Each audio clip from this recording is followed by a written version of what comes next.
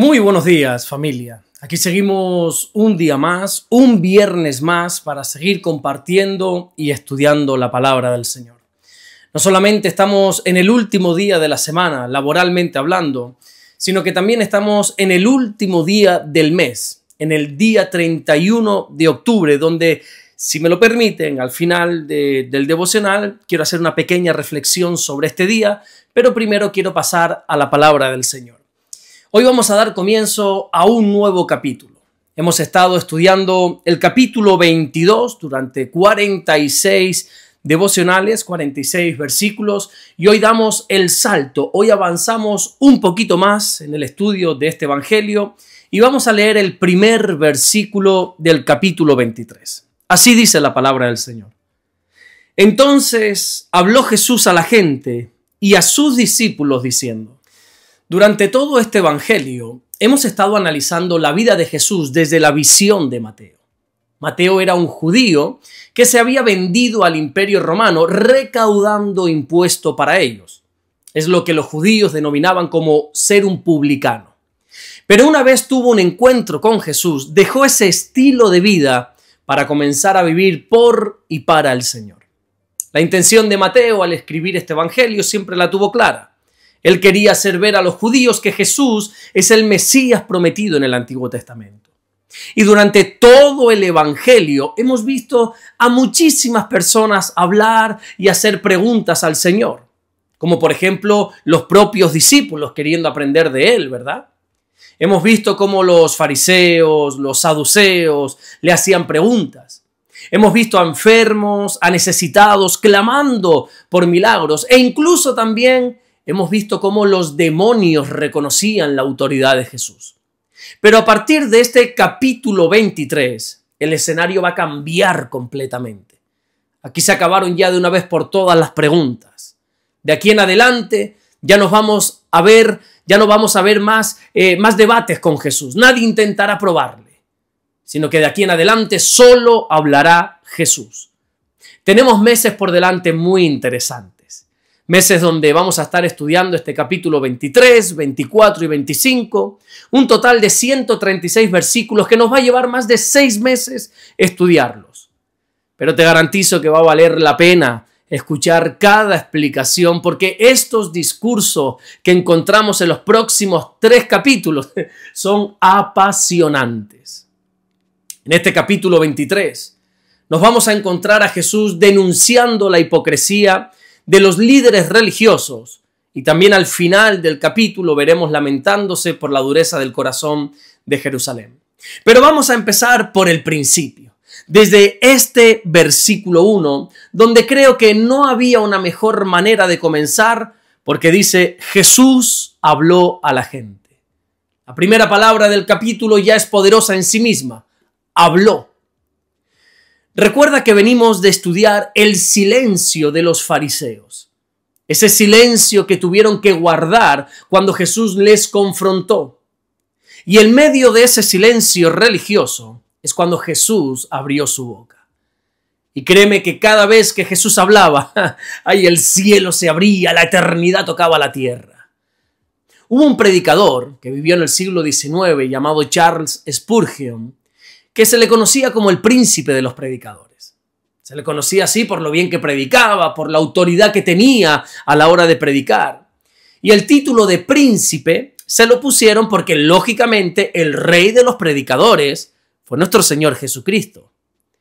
Pero lo que tenemos que saber es que Jesús no fue simplemente un predicador, sino que era la misma palabra hecha carne, hablando al corazón del hombre.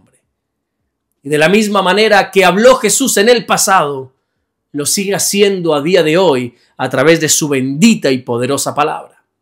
La carta a los Hebreos en el capítulo 1, en los versículos 1 y 2, dice que Dios, habiendo hablado muchas veces y de muchas maneras en otro tiempo a los padres por los profetas, ahora en estos postreros días nos habla por el Hijo, por Jesús.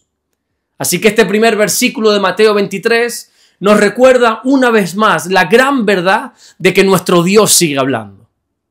Y sigue hablando cuando la religiosidad no tiene respuesta para dar. Jesús sigue hablando cuando todo es un caos y nada tiene sentido. Jesús sigue hablando a la gente cuando el corazón del hombre se endurece.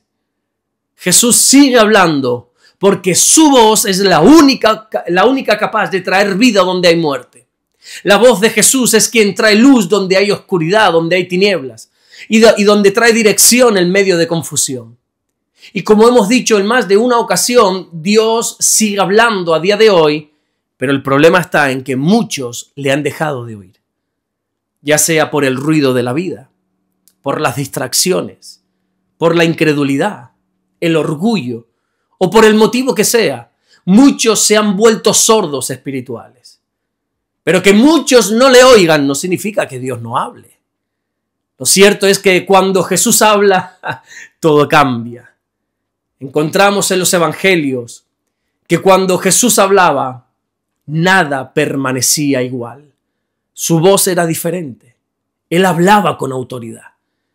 En una ocasión, durante la fiesta de los tabernáculos, los fariseos enviaron a los alguaciles del templo para arrestar a Jesús. Pero cuando los alguaciles escucharon a Jesús hablar, ellos se quedaron impactados y dijeron allí en el Evangelio de Juan, en el capítulo 7 y versículo 46, jamás hombre alguno ha hablado como este. Qué tremendo, ¿verdad? Estos alguaciles trabajaban en el templo diariamente, escuchaban a muchísimas personas hablar, enseñar. Pero cuando escucharon a Jesús, se dieron cuenta que él era diferente. Cuando Jesús habló, Lázaro resucitó. Cuando Jesús habló, el mar se calmó. Cuando Jesús habló, los demonios huían. Cuando Jesús habló, el paralítico se levantó. Cuando Jesús habló, los panes, los peces se multiplicaron. Cuando Jesús habló, los ciegos comenzaban a ver. Cuando Jesús habló, el leproso fue limpio. Cuando Jesús habló, incluso colgando de aquella cruz, el ladrón que tenía al lado fue perdonado. Porque cada vez que Jesús habla, algo sucede, porque su voz es poder. Y aunque muchos hayan querido silenciar su voz, no lo han logrado ni lo lograrán. Prácticamente todos los imperios de la historia han intentado de alguna manera apagar la voz de Dios. El imperio egipcio, ellos fueron quienes mandaron a matar a todos los bebés varones para que no naciera el Mesías. Babilonia quemó el templo, se llevó cautivo a todo el pueblo de Dios. El imperio persa a través de Amán quiso decretar la aniquilación del pueblo judío. Los griegos, ¿qué hicieron ellos? Profanaron el templo y quisieron imponer su cultura griega sobre la fe judía. Y ya no hablemos del imperio romano, ¿verdad? Que fueron ellos quienes crucificaron a Jesús. Pero es que si venimos a la actualidad, seguimos en las mismas. Países como Corea del Norte, China y muchísimos otros tantos tienen prohibida literalmente la Biblia. En todos los países que se consideran modernos, desarrollados, como por ejemplo España, aquí han sacado las Biblias de los colegios. Ya los gobiernos no quieren ni que los niños escuchen la voz de Dios. Pero como dice la Biblia en el profeta Isaías, en el capítulo 40, versículo 8, la hierba se seca, la flor se marchita, mas la palabra del Dios nuestro permanece para siempre. Así que ningún faraón, ningún emperador, ningún gobierno, ninguna filosofía ha logrado apagar la voz de Jesús. Los enemigos van cambiando, pero todos se van muriendo, pero Jesús sigue permaneciendo. El famoso filósofo alemán Nietzsche hizo muy conocida aquella frase de Dios está muerto. En el libro Así habló Zaratustra. Pero resulta que quien acabó muriendo fue él y nuestro Dios sigue más vivo que nunca. Así que la historia entera nos demuestra que la voz de Dios no puede ni podrá ser eliminada. Lo único que sí se puede hacer es ignorarla por quienes no quieren oírla. Pero qué bueno saber que todavía hay un remanente fiel como tú y como yo, que seguimos teniendo hambre y sed de la palabra de Dios.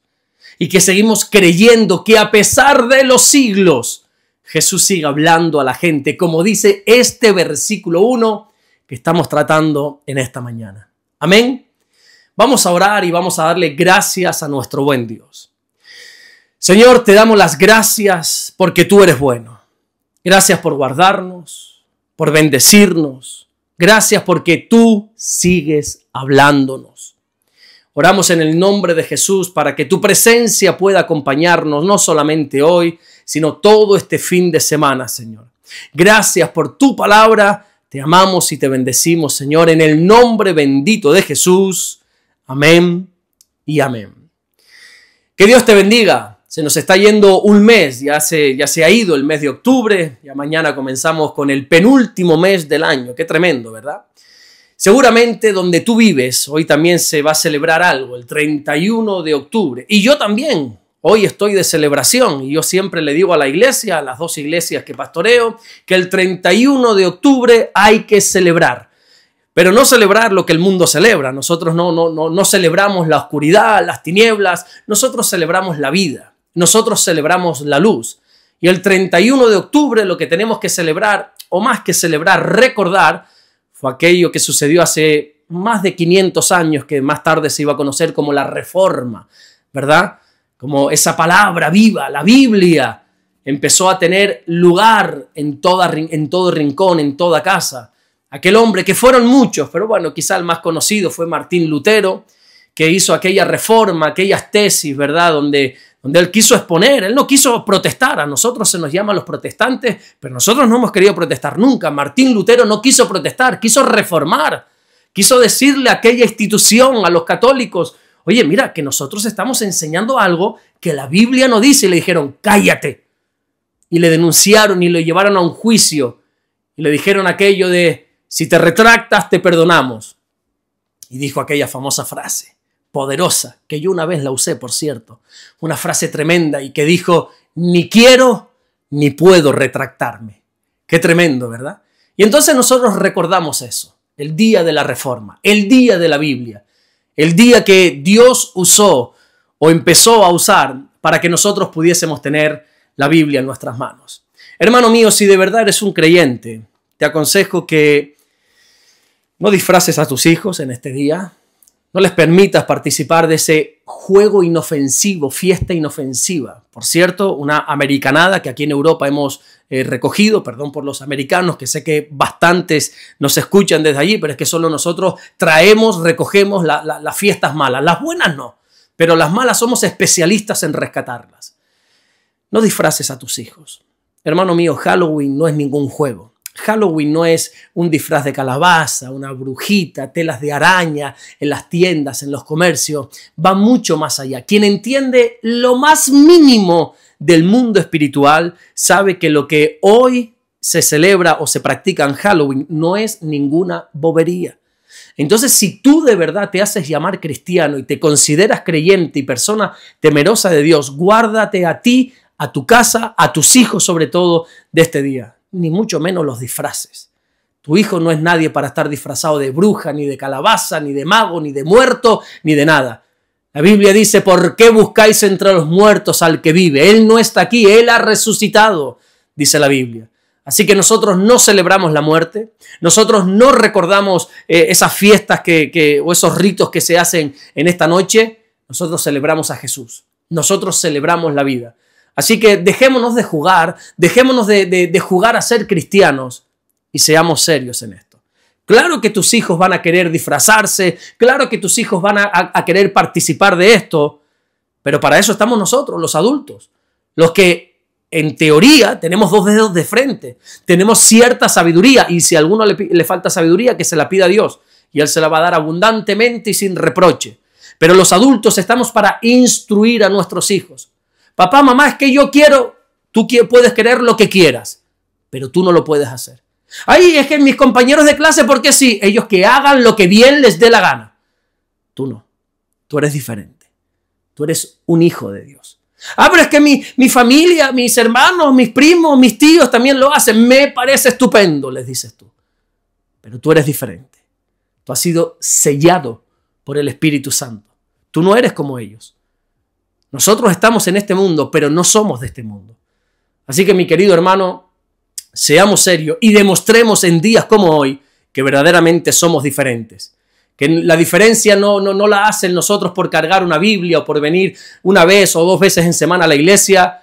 sino que somos diferentes de verdad, que tenemos temor de Dios y no participamos de las obras infructuosas de la oscuridad, de las tinieblas, sino que celebramos a Cristo, la vida, la luz. Hermano mío, nos vemos el lunes, Dios mediante, para seguir compartiendo la palabra del Señor. Tienes un fin de semana precioso por delante, congrégate. Hazme caso, congrégate. No busques excusas. No busques argumentos, sé que estás cansado, cansada del trabajo, que quizá el domingo es el único día que tienes para disfrutar, para hacer planes y todo, y los puedes hacer, claro que sí, pero esa horita y media, 2 horas de culto, ve a la iglesia y adora al Señor. Nos vemos el lunes, Dios mediante, bendiciones.